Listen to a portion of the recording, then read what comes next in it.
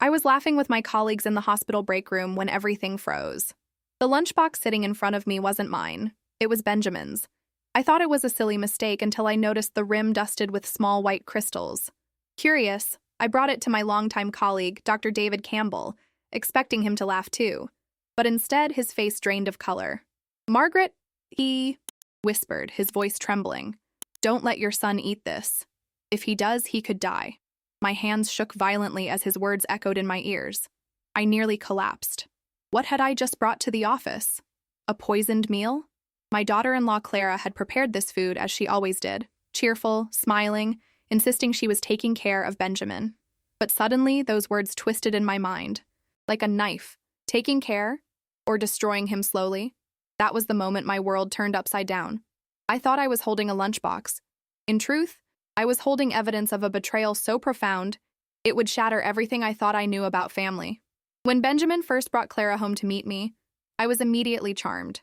My son, my only child after losing my husband Robert a decade earlier, had always been selective about the women he dated. At 47, I had built a successful perfume brand and raised a brilliant son single-handedly. Benjamin had graduated from Georgetown with honors and secured a position at a prestigious financial firm. I was proud, but I worried about his happiness. "Mom, I want you to meet someone special," he had told me over the phone, his voice lighter than I'd heard in years. Clara walked into my Georgetown townhouse that evening like she belonged there, tall and elegant with honey blonde hair and bright green eyes that crinkled when she smiled. She brought homemade apple pie from my grandmother's recipe and complimented the delicate scent of my newest perfume creation. "It's like walking through a garden at dawn," she said, her eyes closing as she inhaled. "You've captured something magical." I was smitten. After years of watching Benjamin date women who seemed indifferent to his gentle nature, here was someone who appreciated his intelligence and warmth. Within 6 months, they were engaged. "She takes care of me, Mom," Benjamin told me one afternoon as we sat in my garden. "For the first time, I feel like I'm not carrying everything alone." The wedding was intimate but perfect. Clara wore a simple white dress that made her look like she'd stepped from a Renaissance painting. Benjamin couldn't take his eyes off her. I wept, thinking Robert would have been so happy to see our son find such love. After they married, Clara insisted on Sunday dinners at their house. "You work so hard, Margaret. Let me take care of everything." That phrase, "let me take care of everything," became her mantra. At first, it seemed like the greatest blessing. Clara cooked elaborate meals, decorated their home beautifully, and supported Benjamin's career ambitions. When they bought the house in Kalorama, just 15 minutes from my townhouse, Clara personally oversaw every detail of the renovation. "Benjamin needs a sanctuary," she explained, showing me the home office she'd designed with built-in bookshelves and a comfortable reading chair. "His work is so demanding. I want him to have peace when he comes home." I admired her dedication, especially when Benjamin's career accelerated. At 32, he became the youngest director at his firm. The pressure was immense, and there were weeks when I barely saw him. But Clara always kept me updated. "He's working late again," she'd say, dropping by with fresh muffins or a jar of homemade preserves. "But I make sure he eats properly. I pack his lunch every day, organic, balanced meals, nothing processed." Her attention to detail was impressive. When Benjamin mentioned a passing fondness for pomegranates, Clara planted a tree in their garden. When he complained about tension headaches, she researched natural remedies and created a special tea blend. "You're an angel," I told her once. "I don't know what we both would do without you." Clara smiled and squeezed my hand. "Family takes care of family, Margaret. You welcomed me so warmly. This is the least I can do." About a year after the wedding, I noticed subtle changes in Benjamin. Nothing alarming, just small shifts in his energy and appearance. He seemed tired more often, sometimes rubbing his stomach absently during conversations. His skin looked paler, and he'd lost weight. "Just work stress," he assured me when I asked. "This new project is killing me." Clara would jump in quickly. "I've been making him ginger tea for his stomach, and bone broth, it's so healing." I believed her. Why wouldn't I? She doted on my son. Their home was immaculate. Their relationship appeared loving. They even talked about having children soon. "Benjamin will be such a wonderful father," Clara told me over coffee one morning. "Just like you've been an amazing mother. I hope our children inherit your strength." Her words warmed my heart. After years of being both mother and father to Benjamin, the idea that he would have a complete family of his own filled me with joy. It was around that time that Mr. Harrison Brooks, my attorney, suggested we review my will. Robert had left a substantial estate, and my perfume company had grown significantly over the years.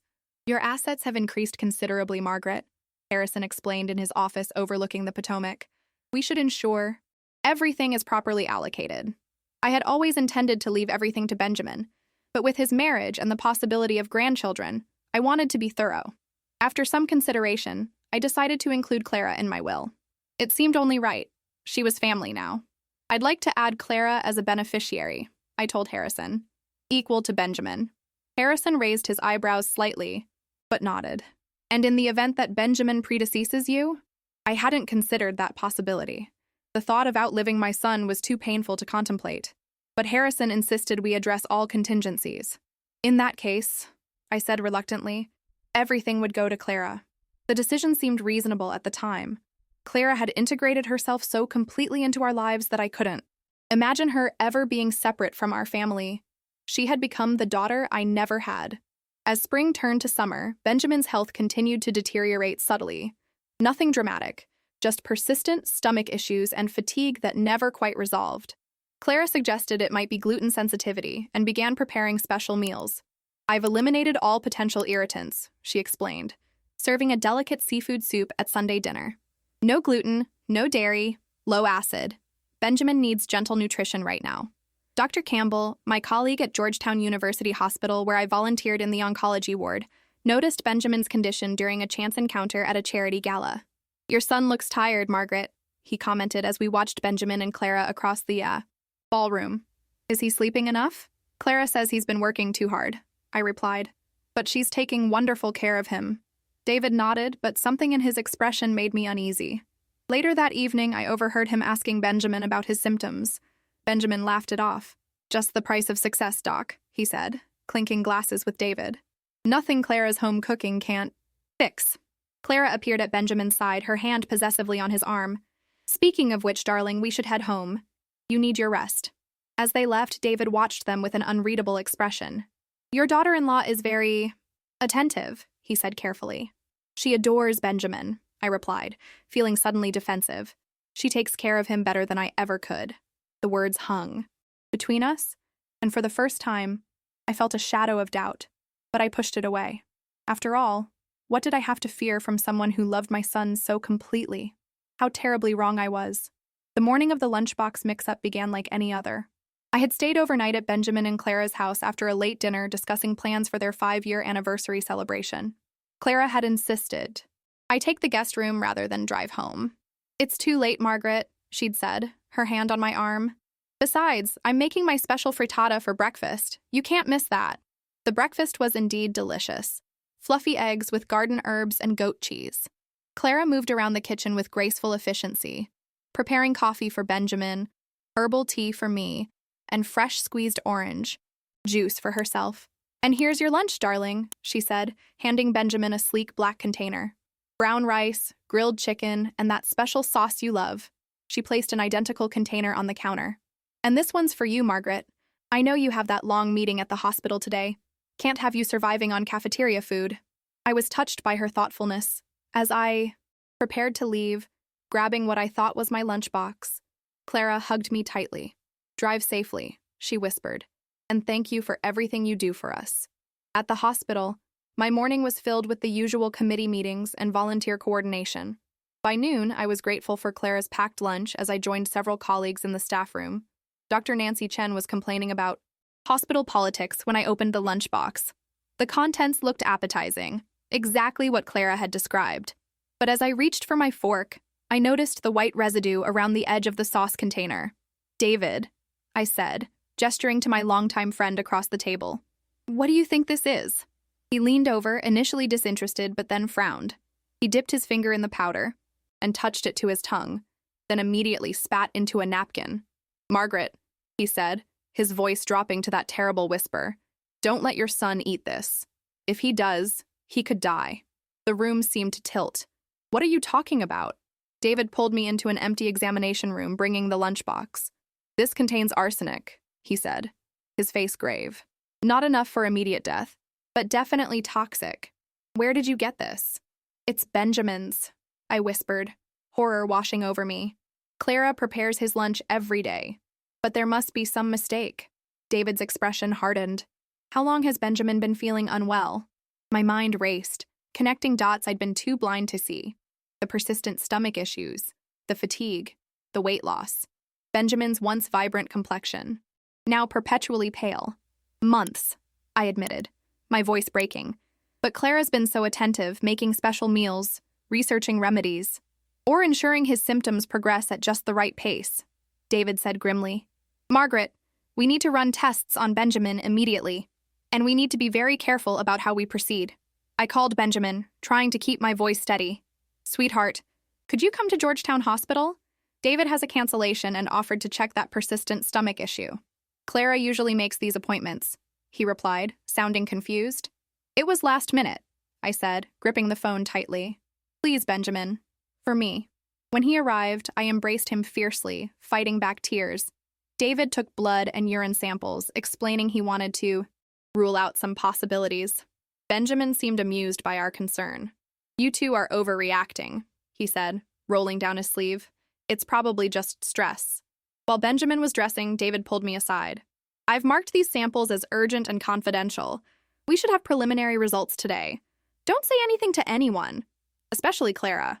The hours waiting for those results were the longest of my life. I called Mr. Harrison Brooks, asking him to meet me at the hospital. Something in my voice must have conveyed my distress because he arrived within the hour. Margaret, what's happened? He asked, his usual formal demeanor giving way to concern. I couldn't bring myself to say the words aloud, but I showed him the lunchbox David had sealed in a specimen bag. David thinks it contains arsenic, I whispered. Benjamin's lunchbox. Harrison's face paled, and Benjamin's health has been declining. Slowly, subtly, I swallowed hard. Harrison, I need to know who inherits my estate if Benjamin dies. His expression confirmed my worst fears before he even spoke. According to your current will, if Benjamin predeceases you, everything goes to Clara. The reality hit me like a physical blow. My daughter-in-law, the woman I had welcomed into my family, had trusted with my son's well-being, might be systematically poisoning him for financial gain. When David returned with the test results, his grim expression told me everything. Elevated arsenic levels, he confirmed quietly, consistent with long-term exposure. Not immediately life-threatening, but definitely harmful. What do we do? I asked, feeling utterly lost. First, we keep Benjamin safe, David said firmly. He can't go home, and he can't eat anything Clara prepares. But we need proof, Harrison interjected. If what you're suggesting is true, we need irrefutable evidence. David nodded. I've already called a friend at the police department. Detective Sarah Morgan specializes in domestic crimes. She'll meet us here in an hour. As we waited, I thought about Clara. Her perfect smile, her soothing voice, her constant refrain, I'll take care of everything. The words that once brought me comfort now filled me with dread. How had I not seen it? The signs were there. The controlling behavior masked as devotion, the isolation disguised as protection. Clara had been slowly separating Benjamin from friends and family, becoming his sole caretaker, his lifeline. And all the while, she had been poisoning him. But why?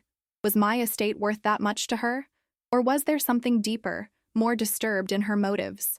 When Detective Morgan arrived, her quiet professionalism was reassuring. She listened carefully to our concerns and examined the evidence. This is not uncommon, she said, her voice matter of fact. Poisoning by a spouse happens more often than people realize.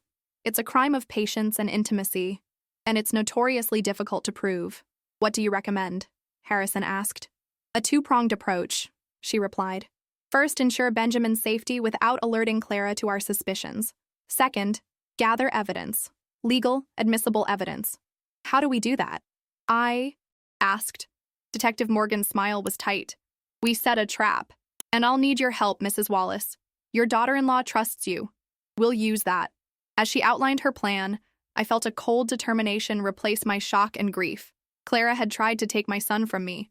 Now I would do whatever necessary to save him, and to bring her carefully constructed facade crashing down around her. The game of deception was about to begin. But this time, I would be the one setting the rules. Detective Morgan's plan was meticulous. For it to work, Benjamin needed to understand the danger he was in. I dreaded telling my son that the woman he loved was systematically poisoning him.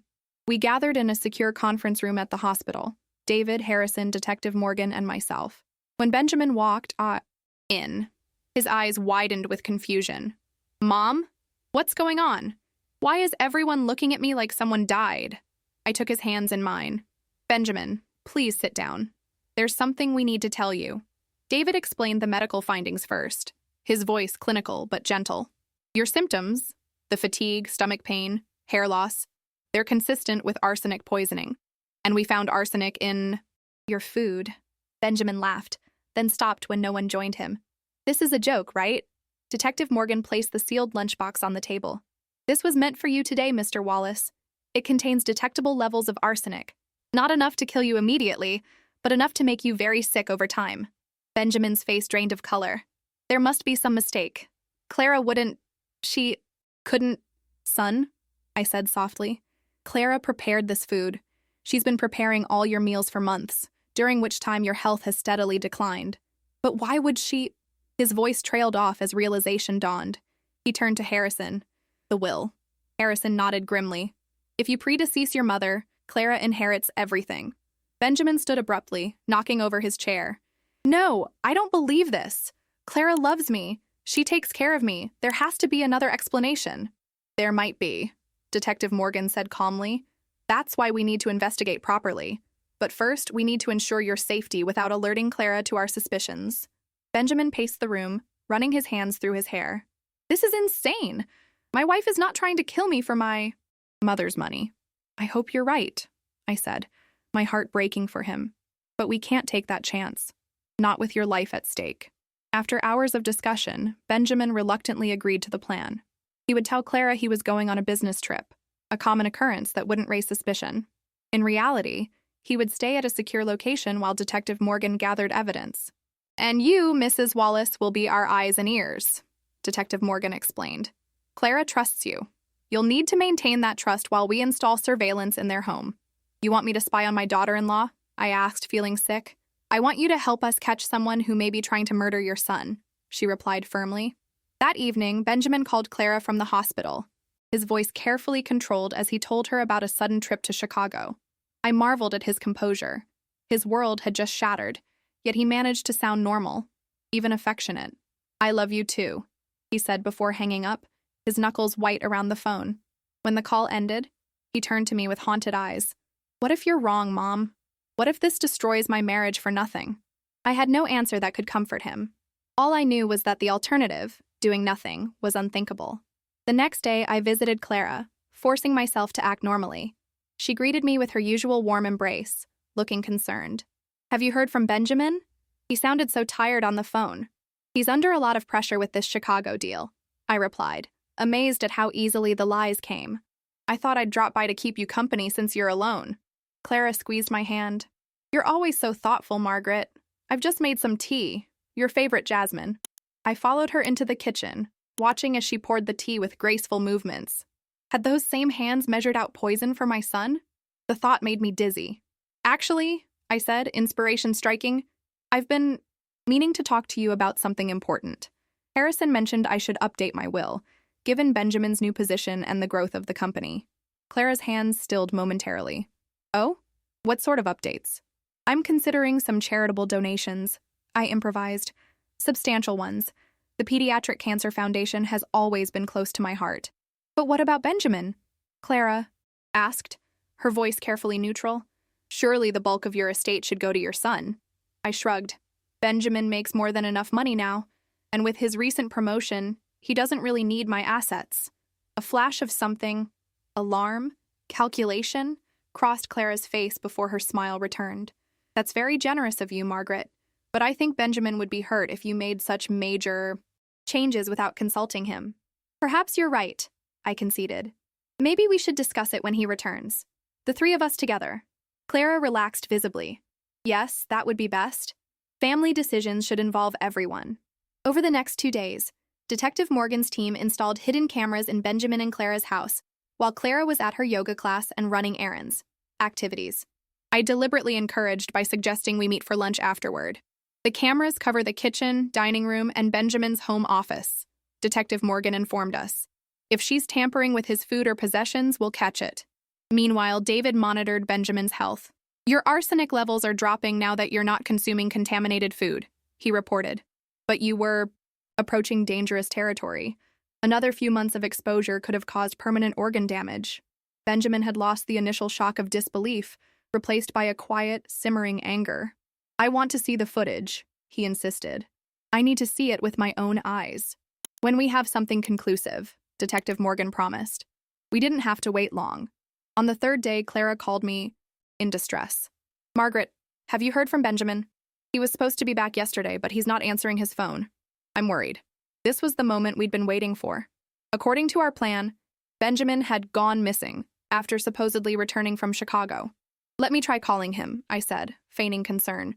Maybe he got held up? After a suitable interval, I called her back. No. Answer. That's strange. Let me contact his office. By evening, we had orchestrated a full-blown missing person scenario. Clara appeared appropriately distraught, calling hospitals and police. I watched her performance with a mix of disgust and grudging admiration. She was convincing. We should check his office, she suggested, tears streaming down her face. Maybe he left a note or something. Together, we drove to Benjamin's firm. The security guard, pre-briefed by Detective Morgan, allowed us into his office. Clara moved around the space with purpose, opening drawers and checking his computer. Nothing unusual here, she said, her disappointment poorly concealed. When we returned to their house, I suggested staying the night. You shouldn't be alone right now, I insisted, needing to maintain surveillance. In the middle of the night, the special phone Detective Morgan had given me vibrated silently. A text message. Kitchen activity. Check secure link. In the guest bathroom, I opened the link on my phone. The night vision camera showed Clara in the kitchen, opening a small vial and measuring white powder onto a scale. She carefully mixed it into what appeared to be a protein shake, Benjamin's preferred breakfast. My hands shook as I forwarded the footage to Detective Morgan with the message, "Is this enough?" Her reply came seconds later. Almost. Need to catch her in direct action, plus establish pattern. Keep watching. The next morning, Clara brought me tea and toast. I made Benjamin's shake out of habit, she said, her laugh brittle. Isn't that silly? As if he might walk through the door any minute. I forced a sympathetic smile. He will, dear. I'm sure there's an explanation. Over the next 2 days, the cameras captured Clara adding the powder to various food items, all labeled with Benjamin's name. Detective Morgan confirmed it matched the arsenic signature found in the original lunchbox. We have enough, she told me on the 5th day. But for an airtight case, we need one more piece. Motive. Harrison suggested a meeting at his office. I'll tell Clara it's about filing a missing person report and checking if Benjamin's disappearance affects any legal matters. During the meeting, I'll casually mention the will provisions.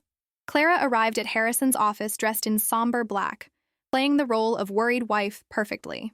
I watched her from an adjoining room with a one-way mirror, while Detective Morgan recorded the conversation. While we hope for Benjamin's safe return, Harrison said, reviewing documents, we should discuss contingencies. Margaret's will currently states that if Benjamin predeceases her, you would inherit the entire estate, approximately $47 million, plus controlling interest in Wallace Fragrances. Clara's composure slipped for just a moment, a flash of calculation crossing her face before she lowered her eyes. I can't think about such things right now. I just want my husband back. Of course, Harrison replied smoothly. Just procedural matters. When Clara left, Detective Morgan joined us, looking satisfied. We've got it all.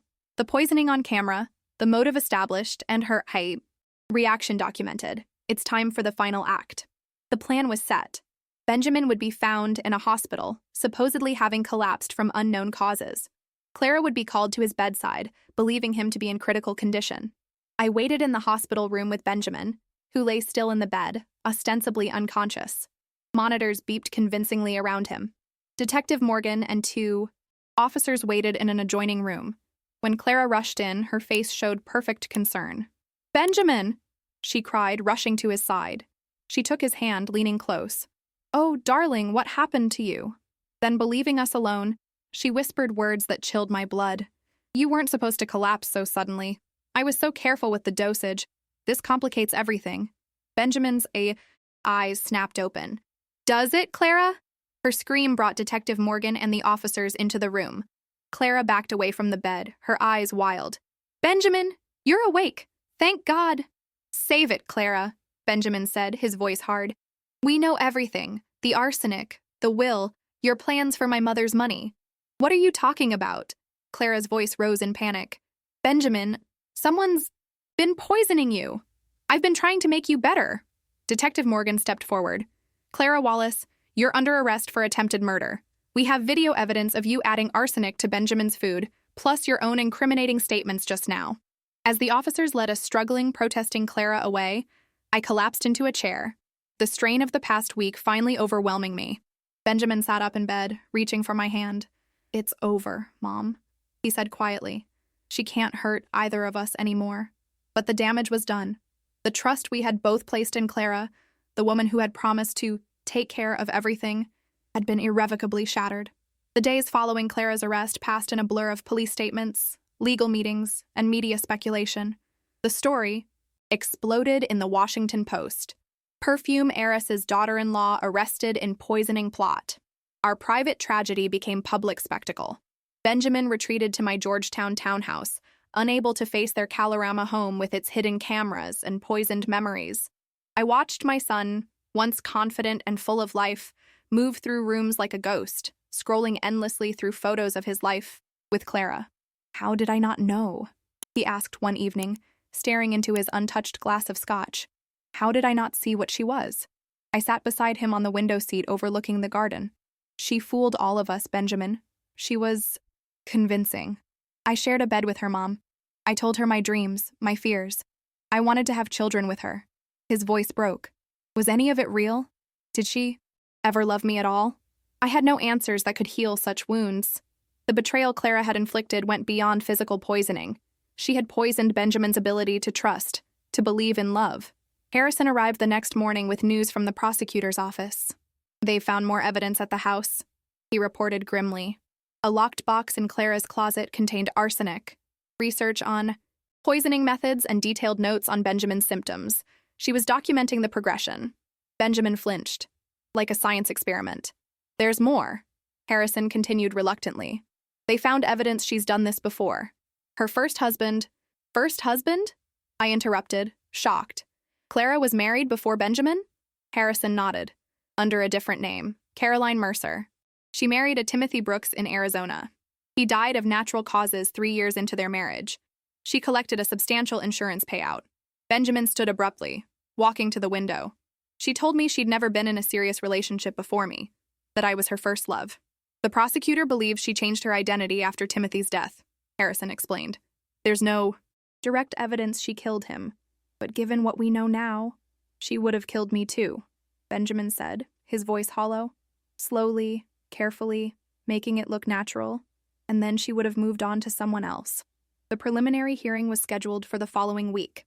Clara's attorney attempted to paint her as a devoted wife, being framed by a controlling mother-in-law. The strategy collapsed when the prosecution presented the video evidence and Clara's own documented research on arsenic poisoning.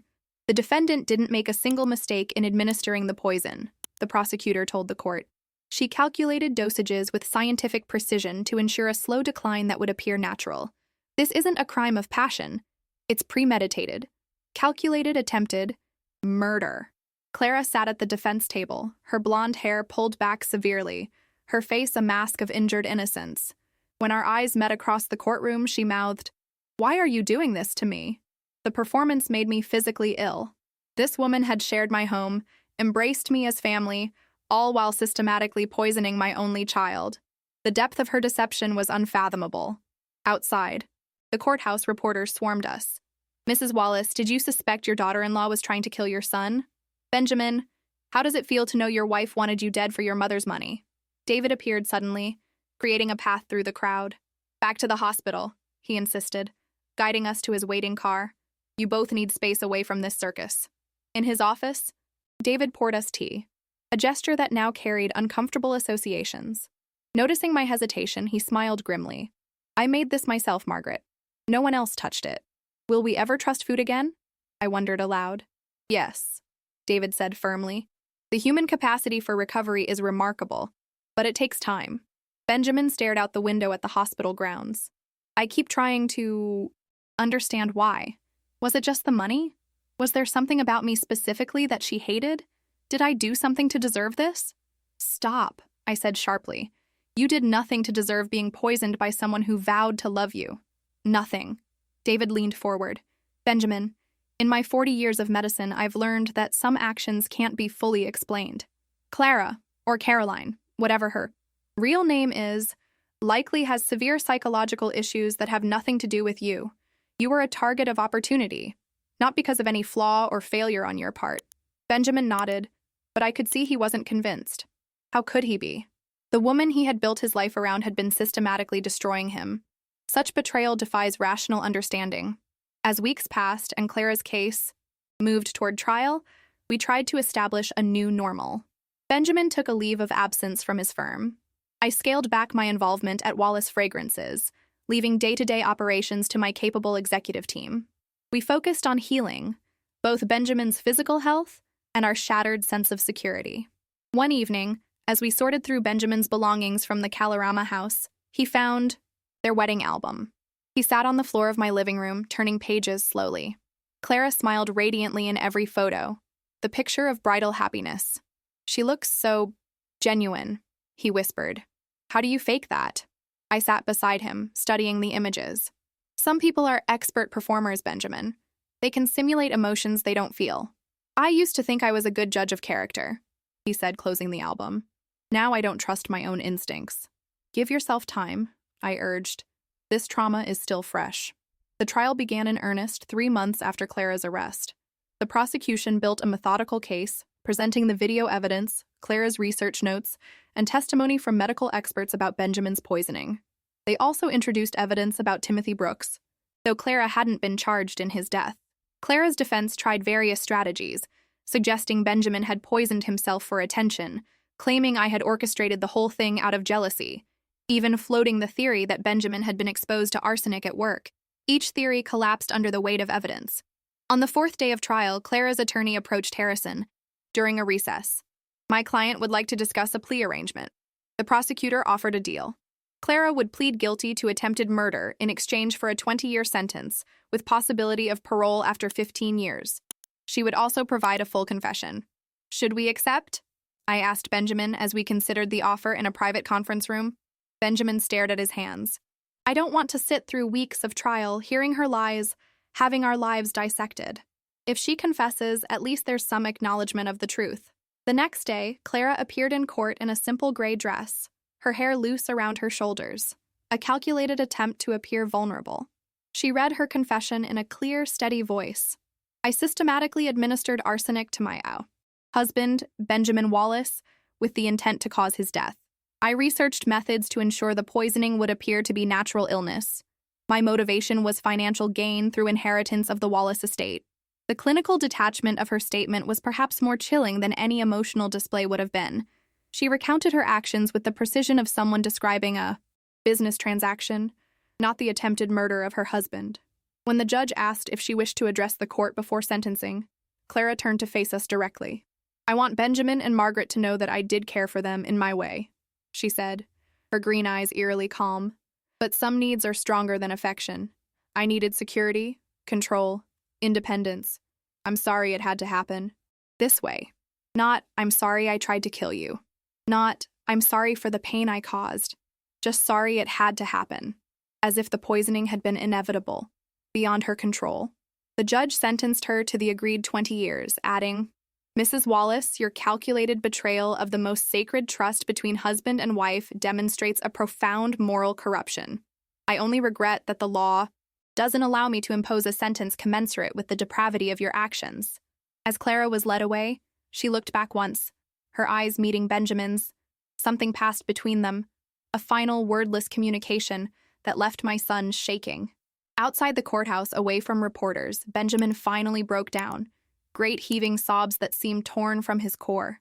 I held him as he wept, this grown man reduced to a wounded child by betrayal beyond comprehension. She's gone now, I whispered, stroking his hair as I had when he was small. She can't hurt you anymore. But we both knew that wasn't entirely true. The poison Clara had administered went deeper than arsenic. She had poisoned Benjamin's trust, his belief in his own judgment, his capacity for intimacy. Those wounds would take far longer to heal than his physical body. As we drove home in silence, I wondered if we would ever fully recover from the damage Clara had inflicted with her particular brand of care. The months following Clara's sentencing were the hardest. Benjamin moved permanently into my townhouse, unable to return to the home he'd shared with Clara. He sold it without ever going back, hiring a service to pack and store his belongings. The Kalorama house, once a symbol of his success and happiness, was now just another crime scene. Physical recovery came first. Under David's careful supervision, Benjamin's body slowly purged the arsenic. His color improved, the persistent stomach pain subsided, and his energy gradually returned. The external healing was measurable, trackable, something we could celebrate in small increments. The emotional wounds proved more stubborn. Benjamin withdrew from social life completely. He declined invitations, ignored calls from friends, and worked remotely when he eventually returned to his firm. His world contracted to my townhouse, his office, and the occasional dinner with David and me. Give him time, David advised when I expressed worry. Trauma like this doesn't heal on a schedule. 6 months after the trial, Harrison called with news. Clara had been attacked in prison by another inmate. She wasn't seriously injured, but the incident had prompted her to request a transfer to a facility in California. She'll be farther away, Harrison said, as if this might comfort us. Less chance of any media keeping the story alive locally. Benjamin received the news with disturbing indifference. She could be on Mars for all I care. His apathy concerned me more than anger would have. Benjamin had always felt things deeply. It was one of his finest qualities. This emotional numbness was foreign to his nature. One evening, I found him in the garden, staring at nothing. I sat beside him on the stone bench. I'm worried about you, I said. Simply. Benjamin sighed. I know, Mom. I'm worried about me, too. Have you considered talking to someone? A professional? He laughed without humor. And say what? My wife tried to murder me slowly for my mother's money. They'd think I was delusional. Many therapists have worked with trauma victims, I persisted. This is different in specifics, but not in essence. Betrayal, violation of trust, physical harm by someone you loved. These are experiences others have survived. Benjamin was quiet for so long I thought he was ignoring the suggestion. Finally, he asked, Would you find someone for me? I don't have the energy to research and interview therapists. It was a small opening, but I seized it immediately. Of course, I'll start tomorrow. Dr. Elaine Foster specialized in trauma and betrayal. Her office, a converted row house in DuPont Circle, felt more like a comfortable living room than a clinical space. Benjamin agreed to an initial consultation, though his skepticism was evident in every tense line of his body. I'll wait outside, I offered as we arrived for his first appointment. Benjamin gripped my hand. No, I want you to come in, at least for today. Dr. Foster welcomed this arrangement. Family support is crucial, she said, gesturing to comfortable armchairs. And Margaret, you've experienced your own trauma through this. Perhaps joint sessions occasionally would benefit you both. Over the next several months, Benjamin saw Dr. Foster twice weekly. Sometimes I joined them, mostly they met privately. I didn't press for details about their discussions, but gradually I noticed subtle changes in my son. He began to engage more, to show interest in things beyond work and basic survival. One Saturday morning he announced, I think I'd like to go for a hike today. Great Falls, maybe. Would you come with me? It was the first spontaneous suggestion of an activity he'd made in nearly a year. I agreed immediately, though hiking had never been my passion. At Great Falls Park, Benjamin walked with purpose, leading us along the river trail. The Potomac churned below us, powerful and constant. We reached an overlook and stood silently, watching the water crash over rocks. Dr. Foster says I need to create new memories, Benjamin said suddenly, that I need to reclaim experiences Clara didn't touch. He gestured at the river. I've never brought her here. This place is clean. I understood then that he was methodically rebuilding his life, seeking spaces untainted by betrayal. It was painstaking work, this careful construction of a new reality. Mom, he said, still watching the water. I've been thinking about something. I want to change my name. The request startled me. Your name? Not legally necessarily, but I don't feel like Benjamin Wallace anymore. That person was destroyed. I think I need to be someone new. I considered this. What name would you choose? Robert, he said quietly. After Dad. My heart constricted. Your father would be honored. I could use it professionally. R. Benjamin Wallace on business cards, email signatures. People could call me Rob or Robert. It's a small change, but it feels significant. I nodded, understanding. New introductions, new first impressions, a subtle way to mark the before and after. Exactly. For the first time in months, Benjamin, Robert, smiled genuinely. A fresh start. The name change became symbolic of his broader transformation. Robert cut his hair, adopted a different style of dress, and even altered his handwriting deliberately. He embraced hobbies Benjamin had never pursued: rock climbing, woodworking, jazz piano. Each change created distance from the man Clara had targeted. Dr. Foster supported these changes with one caution: transformation is healthy. Erasure is not. Don't try to delete Benjamin entirely. Integrate the experiences into Robert. They're both you. A year after the trial, Robert decided to leave his financial firm. I'm good at what I do, he explained, but I don't love it. I never have. I pursued finance because it seemed practical, secure. What would you love? I asked. I've been thinking about architecture, he admitted. I've always been fascinated by spaces, how they're designed, how they make people feel. Maybe it's not too late to change direction. At 34, Robert enrolled in Georgetown's architecture program. The decision shocked his former colleagues but seemed perfectly natural to those of us who had witnessed his metamorphosis. He approached his studies with an intensity that bordered on obsession, but it was healthy passion, creative rather than destructive. David, who had become a constant presence in our lives, observed these changes with approval. He's rebuilding himself literally and figuratively, he remarked one evening as we watched Robert sketch building designs at my dining table. It's rather poetic. David and I had grown closer through the ordeal. His steady support, his medical expertise, his calm wisdom, all had been invaluable. Gradually, our relationship evolved from friendship to something deeper, though neither of us rushed to define it. We were cautious, perhaps overly so, aware that trust was a fragile commodity in our household. 2 years after Clara's sentencing, Robert accepted an invitation to a classmate's gallery opening. It was his first truly social engagement since the trial. Are you sure you're ready? I asked as he dressed for the event. No, he admitted, adjusting his tie. But Dr. Foster says I'll never feel completely ready. At some point, I have to step back into the world. When he returned home that night, there was a lightness about him I hadn't seen in years. I met someone, he said, trying and failing to sound casual. A photographer. Her work was featured in the exhibition. Tell me about her, I encouraged, tamping down the instinctive surge of protectiveness. Her name is Maya Chen. She's a photojournalist just back from assignment in Southeast Asia. She's brilliant, Mom, and funny, and completely unimpressed by financial success. He laughed. When I mentioned my former career, she actually winced. Did you tell her about— No, Robert said firmly. Not yet. Tonight was just normal. I was just a guy meeting an interesting woman at a gallery. I need that simplicity. Right now. I understood, but worried. Eventually, if things progress— I know, Clara is part of my history. I can't hide her forever, especially here in DC where the case made headlines. But I don't want to lead with that story. He rubbed his face tiredly. How do you tell someone that your ex-wife tried to poison you for your mother's money? It's hardly standard first date conversation. Despite his concerns, Robert and Maya began seeing each other. Their relationship developed slowly. Coffee meetings, museum visits, walks along the Georgetown waterfront. Robert carefully controlled the pace and settings, still wary of vulnerability. 3 months into their relationship, reality intruded. A former colleague recognized Robert at a restaurant and approached their table. Benjamin, Wallace. Man, I haven't seen you since that whole nightmare with your wife. How are you holding up? Robert called me afterwards, shaken. Maya was blindsided. The look on her face— she tried to hide it, but she was shocked. What did you tell her? The basics. That my ex-wife had poisoned me, that there was a trial, that she's in prison. I couldn't get into details in a crowded restaurant.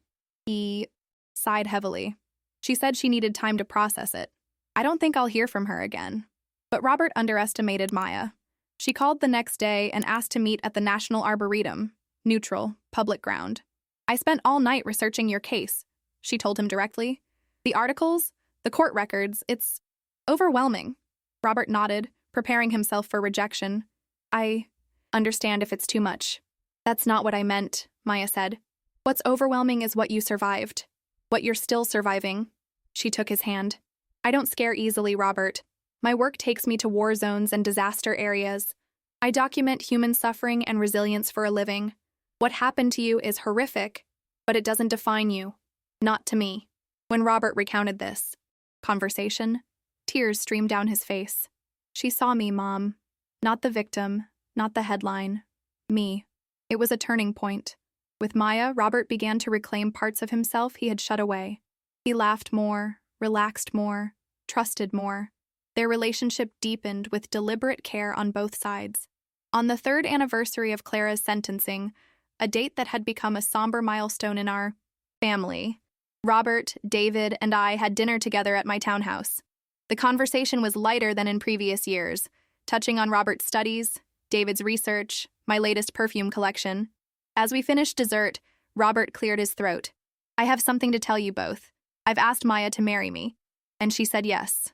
My breath caught. Joy mingled with fear, hope with caution. That's wonderful news, I managed.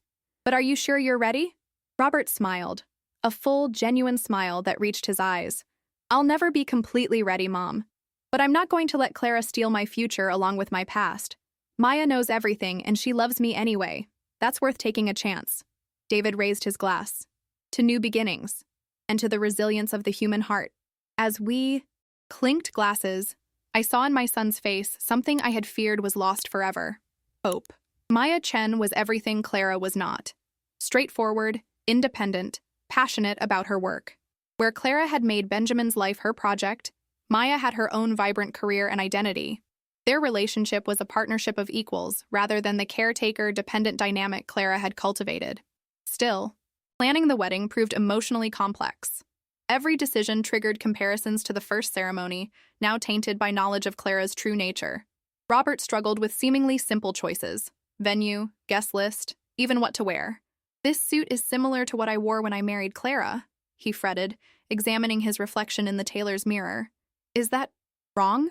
Maya handled these moments with remarkable patience. It's a classic navy suit, Robert. You can't let her claim ownership of an entire color. They opted for a small ceremony at the Jefferson Memorial, with cherry blossoms providing a natural decoration. The guest list was limited to close friends and family, about 40 people compared to the 200 who had attended Robert's first wedding. I want everyone there to truly know and care about us, Robert explained. No business associates or social obligations.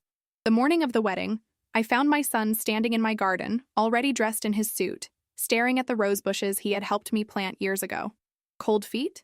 I asked gently. Robert shook his head. Not about Maya. Never about Maya. He paused. I was thinking about trust. About how extraordinary it is that after everything, I can still open myself to this possibility. I touched his arm. That's not just extraordinary, Robert. It's brave. He turned to face me, his expression serious. I need to ask you something, and I want complete honesty. Do you trust Maya? The question startled me. I considered it carefully before answering. Yes, I do. Not blindly. I don't think any of us can afford blind trust anymore. But I've watched how she loves you, how she supports without controlling, how she maintains her own identity while building a life with you. Yes, I trust her. Relief washed over his face. Thank you. That means everything. The ceremony was simple and deeply moving. Maya, radiant in a cream silk dress, spoke vows that acknowledged the shadows, without letting them dominate. I promise to honor your past by helping you build a future filled with joy and trust, she said, her voice steady. I promise to stand beside you, not in front of you or behind you. As Robert placed the ring on her finger, his hands were steady. A detail I noticed because I remembered how they had shaken during his first wedding. This confidence wasn't born of naivety, but of hard-won wisdom. At the small reception in the garden of a Georgetown restaurant, David raised a toast.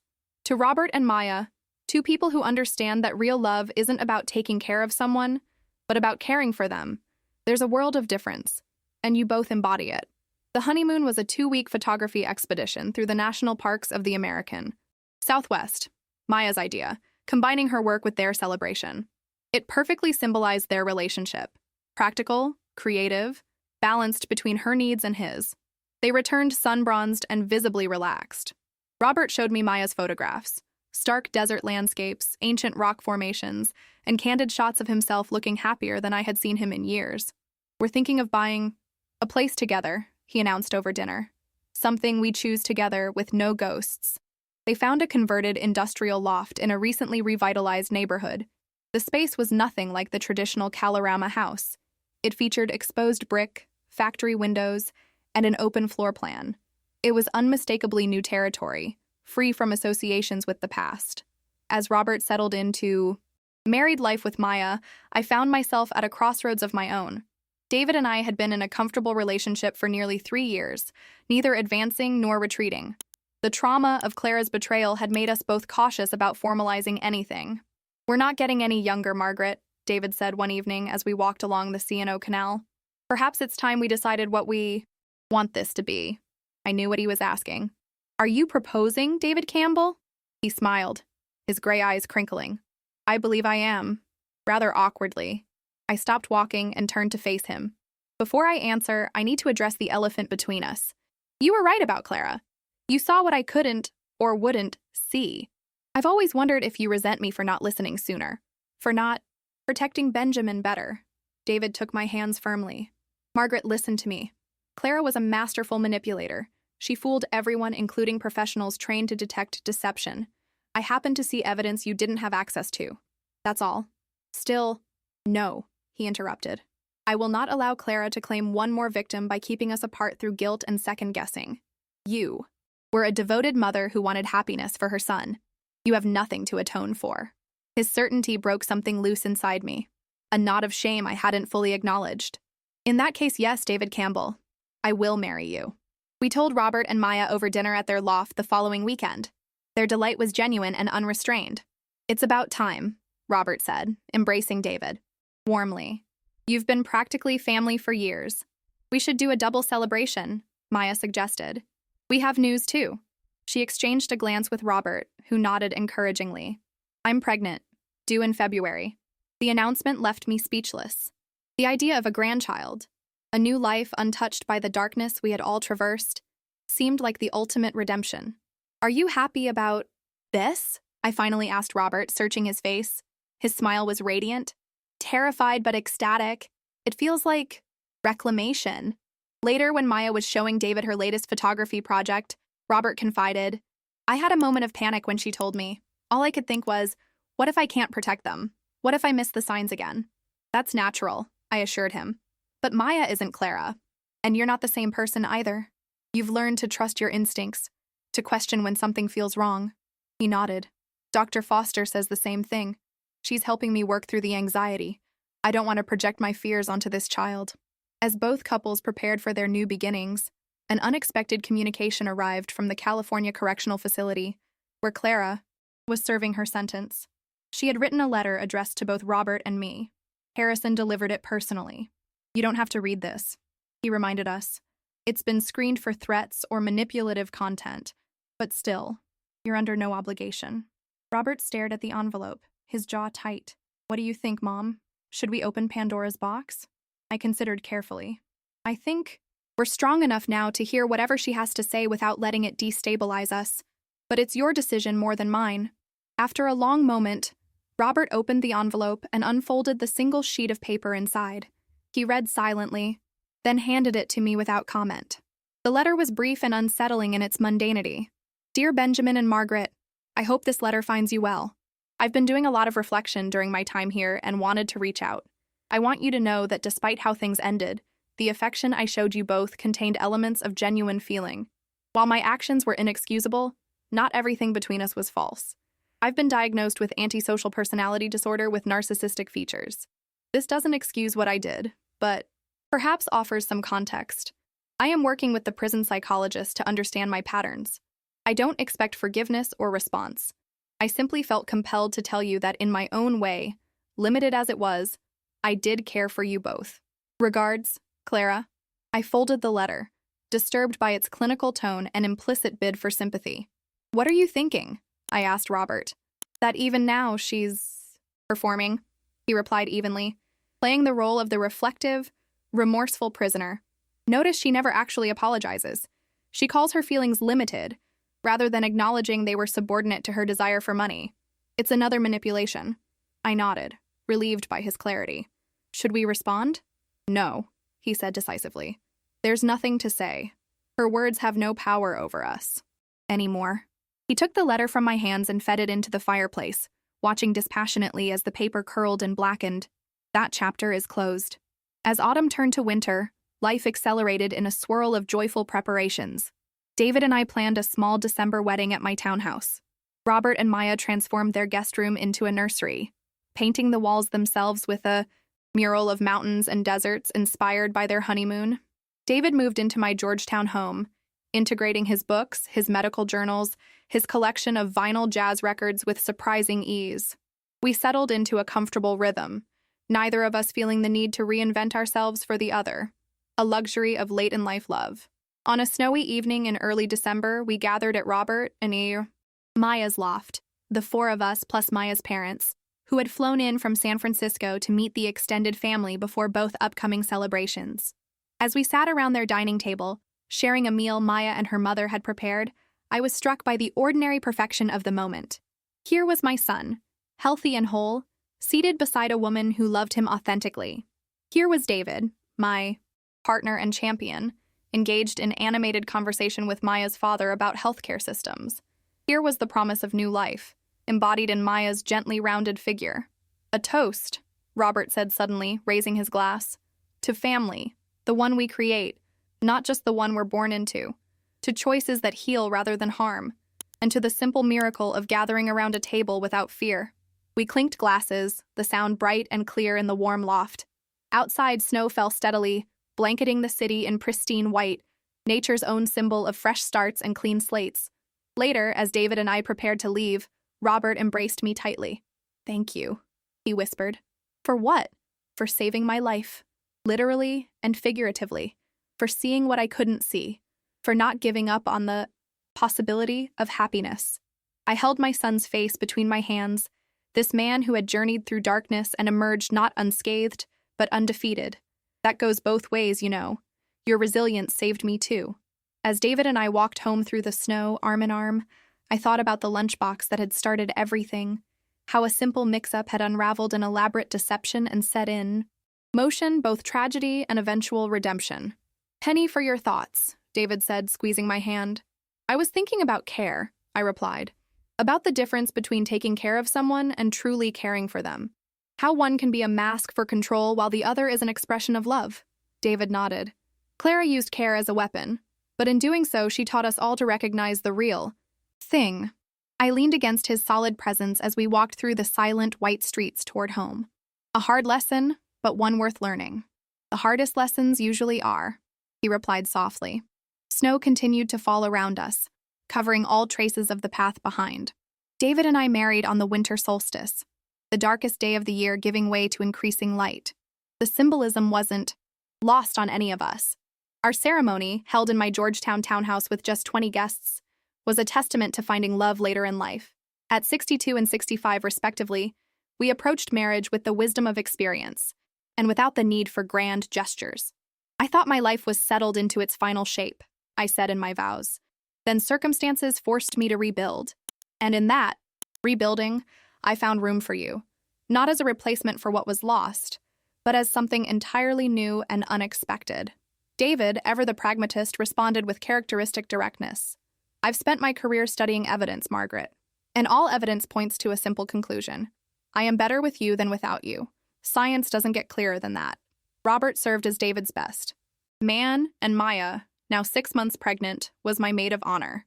As I watched my son standing beside the man who had helped save his life, I was struck by how far we had all come from that terrible moment in the hospital break room. After a brief honeymoon in Bermuda, David and I returned to find Robert in a state of controlled panic about impending fatherhood. "What if I don't recognize when something's wrong?" he confessed one evening when Maya was at a photography exhibition. "What if I can't protect my child?" "Parenthood always involves uncertainty," I reminded him gently. "But you have advantages many new parents don't. You've learned to trust your instincts, to question when things don't feel right, to seek help when needed. Those are valuable skills." He nodded, not entirely convinced. "I've been having dreams about Clara. Not nightmares exactly, but unsettling. She's always holding a baby, my baby, and smiling that smile that I once thought meant love." "That's natural," David interjected. Your mind is processing your deepest fears. But remember, Clara is in prison in California. She has no way to harm you or your family. Robert managed to smile. Logically, I know. That. But trauma doesn't always respond to logic, as Dr. Foster keeps reminding me. Maya's pregnancy progressed smoothly, though the final months were complicated by a case that propelled Robert back into public attention. The Arizona authorities, prompted by Clara's conviction in Washington, had reopened the investigation into her first husband's death. The exhumation of Timothy Brooks's body had revealed arsenic levels consistent with long-term poisoning. They want me to testify about my experience, Robert explained during a Sunday dinner at our house. The prosecutor believes it establishes a pattern that will help their case. Maya squeezed his hand supportively. What are you going to do? Robert sighed deeply. Part of me wants to refuse, to keep that chapter firmly closed. But if my testimony helps bring justice for another victim, how can I not? In the end, Robert provided a deposition that was used in Clara's Arizona trial. He didn't attend in person, a decision we all supported. Clara was convicted of first-degree murder and sentenced to life without parole, to be served consecutively with her existing sentence. It's really over now, Robert said when we received news of the verdict. She'll never hurt anyone again. The finality of that knowledge seemed to release something in him. As Maya's due date approached, his anxiety gave way to excited anticipation. He threw himself into practical preparations, assembling furniture, researching pediatricians, attending parenting classes. The theoretical child became increasingly real, a future to be embraced rather than feared.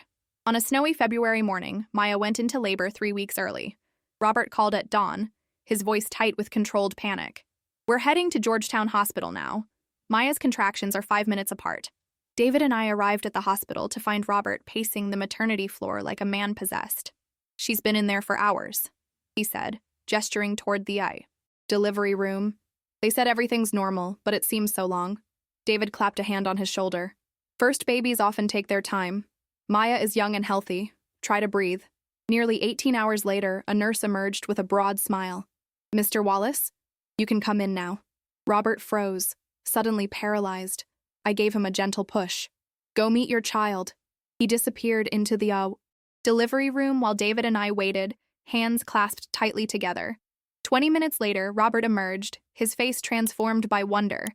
In his arms, he carried a tiny bundle wrapped in a white hospital blanket.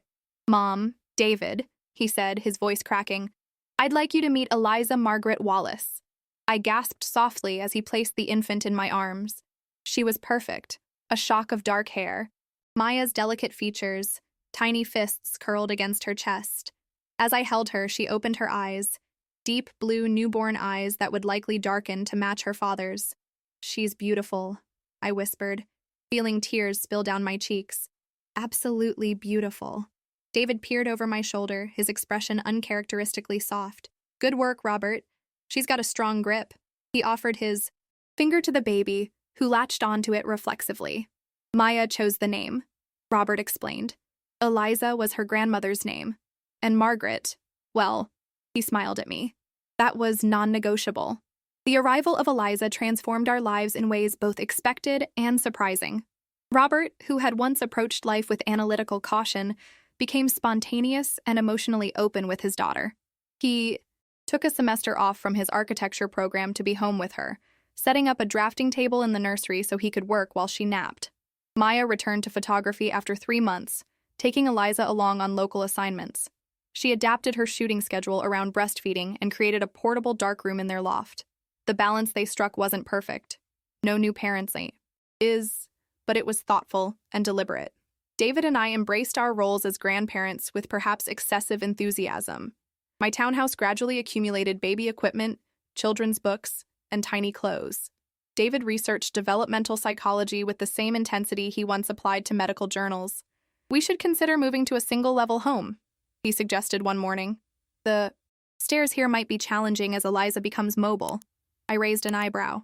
Are you suggesting we upend our lives for occasional visits from a grandchild? He looked slightly embarrassed. I may have gone down a rabbit hole reading about childproofing, but my point stands. We're not getting younger, and this townhouse has a lot of stairs. His concern touched me deeply. After decades of living alone, adapting my space and routines to accommodate only myself, I was now part of a multi-generational family that considered each other's needs and futures. As spring arrived, bringing cherry blossoms and warmer days, we celebrated Eliza's christening. The ceremony was held at the small Episcopal church where Robert had been christened 35 years earlier. Maya's parents flew in from San Francisco, bringing handmade gifts and endless enthusiasm for their first grandchild. At the reception in our garden, surrounded by blooming roses and new friends, Robert raised a toast that brought tears to many eyes. 3 years ago, I wasn't sure I had a future, he said, his voice steady but emotional. The foundation of my life had been poisoned, literally and figuratively. I lost faith in my own judgment, in the possibility of trust. He glanced at Maya, who held Eliza against her shoulder. But here we stand in the sunshine, celebrating new life and new beginnings. If there's a lesson in our family's journey, perhaps it's this. Darkness can enter any life, but it doesn't have the final word unless we surrender to it. As glasses clinked and conversation resumed, David leaned close to me. He's become quite the philosopher. Pain does that, I replied softly, if you survive it.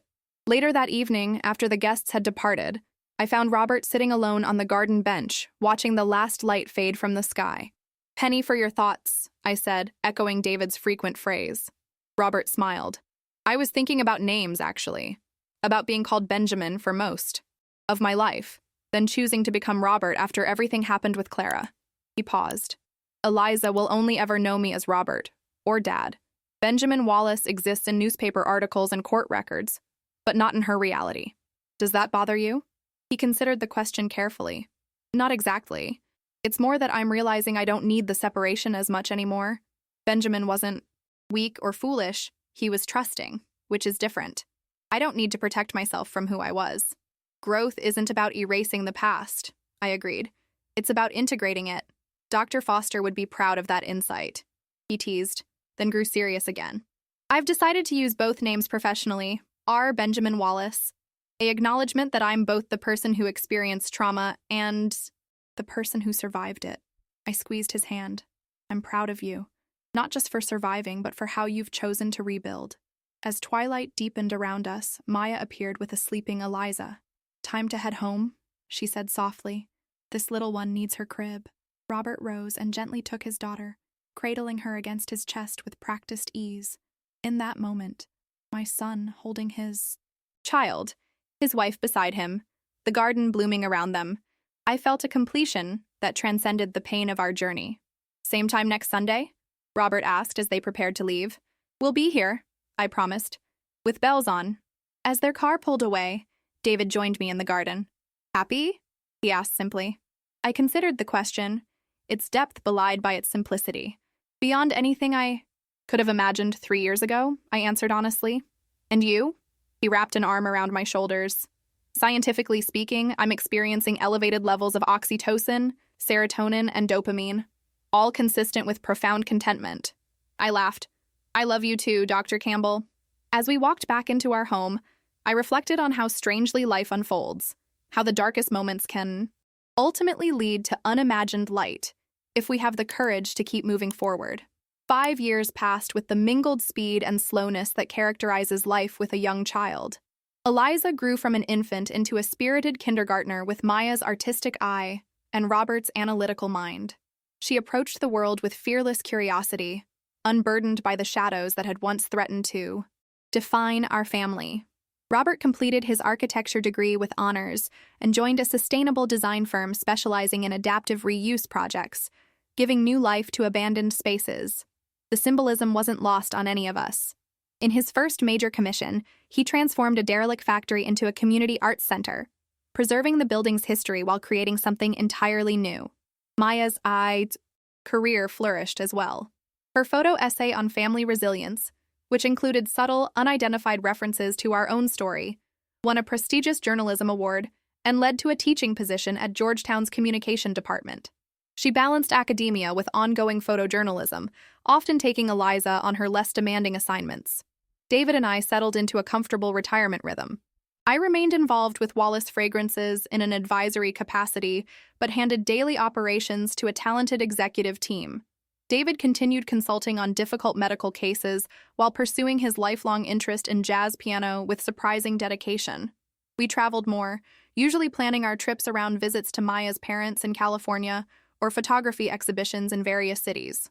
Auntie Eliza's 5th birthday, we gathered at the National Zoo, her current favorite destination. As she dragged Robert from the elephants to the great apes with inexhaustible energy, I sat with Maya on a bench near the conservation carousel. She's thriving, I observed, watching my granddaughter's animated expressions. So confident and secure? Maya smiled.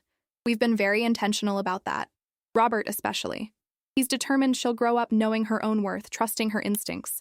She paused, watching her husband and daughter. It hasn't always been easy for him. There are moments when fear creeps in, when he sees shadows that aren't there. That's the nature of trauma, I replied. It changes how you perceive the world, but he's handled it remarkably well. He has, Maya agreed. Though there's something we haven't told you yet. Something that happened last month. My chest tightened. What is it? We received a letter from the California prison system. Clara has terminal cancer, pancreatic stage 4. She has perhaps 6 months to live. The news hit me with unexpected force. Despite everything Clara had done, despite the years of healing between then and now, hearing of her imminent death stirred complicated emotions. How did Robert take it? Better than I expected, Maya said. He was quiet for a few days, processing. Then he said something that surprised me. She hesitated. He wants to see her. Before she dies. I couldn't hide my shock. Why would he put himself through that? After everything she did. It's not about forgiveness, Maya explained. Carefully. It's about closure. On his terms this time, not hers. He says there are things he needs to say to her face. Not for her benefit, but for his own peace of mind. I considered this. What do you think about it? I support whatever he needs, Maya said simply. This isn't about Clara anymore. It's about Robert fully reclaiming his narrative. That evening, after Eliza had exhausted herself at the zoo and fallen asleep clutching a stuffed panda, Robert confirmed what Maya had told me. I've already arranged it, he said quietly as we sat in their living room. I'm flying to California next week. Maya's parents will look after Eliza while Maya comes with me, though she won't be in the room during the visit. Are you sure this is wise? David asked, his medical concern evident. Confronting her could reactivate trauma responses you've worked hard to manage. Robert nodded. Dr. Foster said something similar, but she also said that I'm strong enough now to handle it. This isn't about giving Clara power over me again. It's about demonstrating to myself that she has none. I studied my son's face, the confidence in his expression, the clarity in his eyes. This was not the shattered man of 5 years ago, but someone who had rebuilt himself with intention and care. What do you hope to achieve? I asked. Honestly, I'm not entirely sure, he admitted. But I know I don't want her to die with me still carrying unspoken words. I don't want to wonder for the rest of my life what I might have said if I'd had the chance. The following week, Robert and Maya flew to California. David and I stayed with Eliza, distracting her with museum visits and cookie baking sessions. She asked about her parents' trip with the direct curiosity of a 5-year-old. Daddy went to talk to someone who used to be in his life, I explained carefully. Someone who hurt him a long time ago. Eliza considered this with surprising maturity. Like when Zoe pushed me at school and I had to tell her it wasn't okay? Something like that, I agreed, amazed at how children can grasp complex emotional situations through their own limited experiences. Sometimes we need to say things out loud to people who hurt us, even if it's difficult. Did Daddy practice using his words? She asked seriously, echoing what was clearly a familiar phrase in their household. I smiled despite the gravity of the situation. Yes, sweetheart. Daddy practiced very carefully. Robert and Maya returned 3 days later. Eliza's exuberant greeting temporarily overshadowed any discussion of the prison visit. But after she was asleep, the 4 of us gathered in their kitchen. How was it? I asked simply. Robert poured himself a glass of whiskey, something he rarely did, and took a measured sip before answering. Surreal. The prison hospital is grim, and Clara is diminished. The cancer has taken a lot from her already. Did she know you were coming? David asked. Yes. She could have refused the visit. Robert stared into his glass. She was surprised, I think, despite the advance notice. She tried to present herself a certain way, hair combed, sitting up straight despite obvious pain. Still performing. What did you say to her? I asked, trying to imagine the encounter. I told her I didn't come for explanations or apologies. I came to tell her that she failed. His voice was steady, controlled. I told her that despite her best efforts, I am happy. I have a beautiful daughter, a fulfilling career, a loving family. I told her that while she will die in prison, isolated and alone, I will continue to live fully and well. Maya reached for his hand. It was an incredible moment of reclamation. How did she respond? I asked. Robert's expression was difficult to read. She cried. Not dramatically, just silent tears. Then she said something unexpected. She said, "I'm glad. Someone should have a happy ending." He shook his head slightly. I don't know if it was genuine or just her final performance. And I realized sitting there that it doesn't matter. I don't need to know her truth anymore. I know my own. Are you glad you went? David asked. Robert nodded slowly. Yes, not because anything fundamental changed. The facts remain the same. But I faced her as an equal, not as a victim. I looked into the eyes of the woman who tried to destroy me and felt nothing. No fear, no hatred, not even anger anymore. Just a quiet certainty that she has no power over me or my happiness. We sat in contemplative silence, the significance of Robert's journey settling around us. Finally, Maya spoke. There's one more thing. Clara gave Robert something before we left.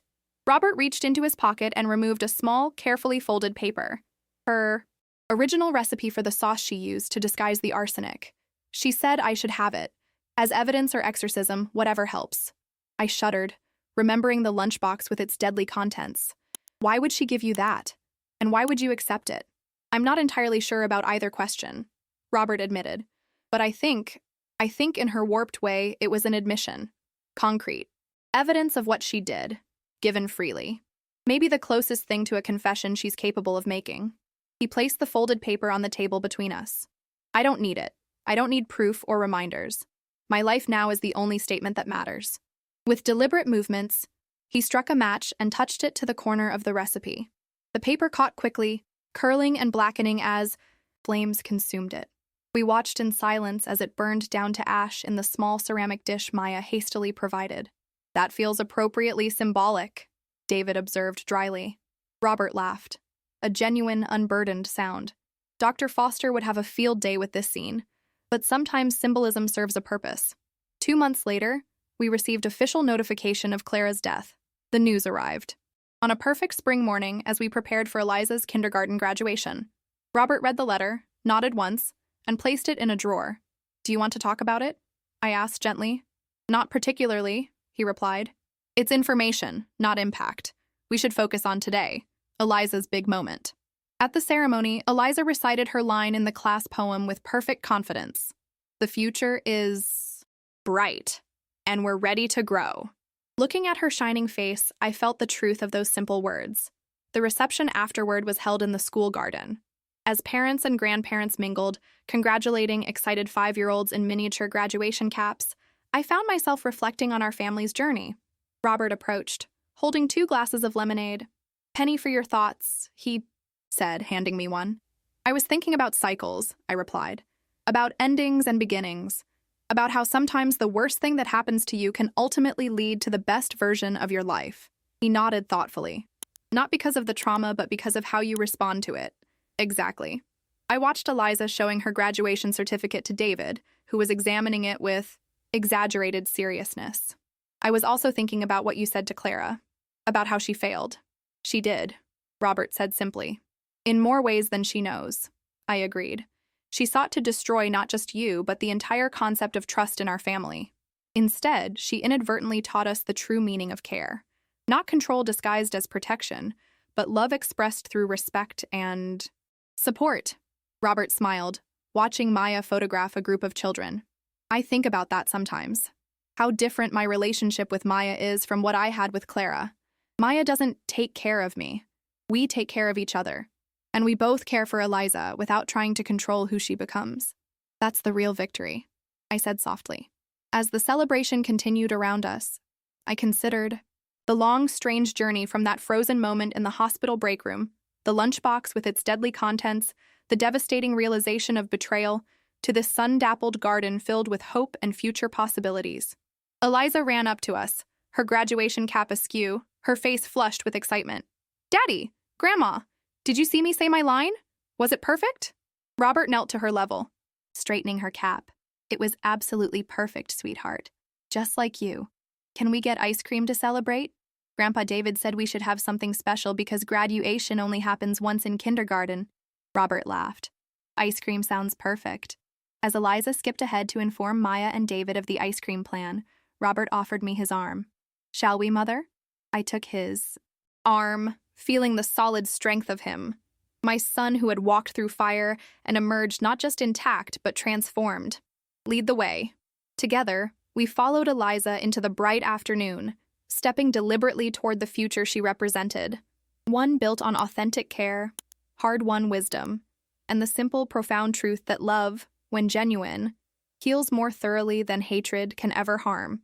The taste of that truth was sweeter than any poison was bitter, and it would sustain us through whatever challenges lay ahead.